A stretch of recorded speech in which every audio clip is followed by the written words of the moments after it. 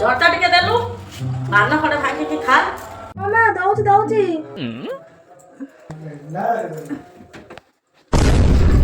ମା ହାତ ଗୋଡ ସବୁ ଭାଙ୍ଗିଗଲା ମା। ଉଠି ପାରୁନି ମା। ଜଲ୍ଦି ଆସ। କଣ ହେଲା ଲୋ ପଡିଗଲୁ ନା କଣ ଲୋ? ହଁ ଲୋ ପଡି ଯାଉଛୁ କଣ ପାଇଁ? ମା ମୋ ହାତ ଗୋଡ ସବୁ ଭାଙ୍ଗିଗଲା ମା। ମୁଁ ଉଠି ପାରୁନି। ମତେ ଟିକେ ଧର ମା। ମୁଁ ଉଠି ପାରୁନି। କଣ ହାଉଳି ବଳ ଖାଇଛୁ? ହଁ ମୋର ଏଥିରେ କିଛି ହେଇନଥାନ୍ତା। ହଁ ମୁଁ ଉଠିକି ବସନ୍ତି। ଉଠୁ ଉଠୁନୁ ଉଠୁ ଉଠୁ। ଗୁଡ ତ ଭାଙ୍ଗି ଯାଇଛି ଆଉ କଣ? ଆସ୍ତେ କିନା ଉଠୁ ଉଠୁ ବସ। ମୋ ଗୋଡ ଭାଙ୍ଗିଗଲା ମା। ଭାଙ୍ଗି ତ ଯାଇଛି ଗୋଡଟା ଆଉ କଣ ହେଇଛି? ଶୋଇଥା ମୁଁ ଠାକୁର ନେଇକି ଆସେ ହେଲା। ତୁ ଶୋଇଥିବୁ।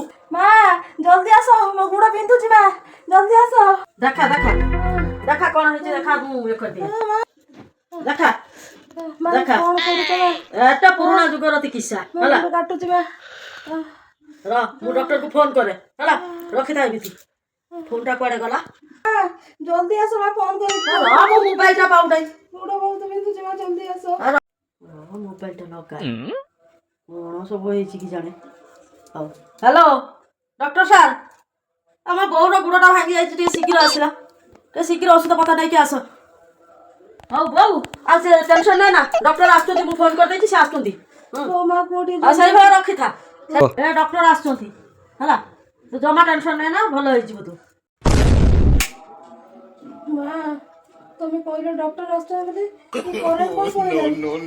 ବଡ ଲାଗୁଛି। ଅସୁବିଧା ହବନି ତ? ନା କିଛି ଅସୁବିଧା ହବନି।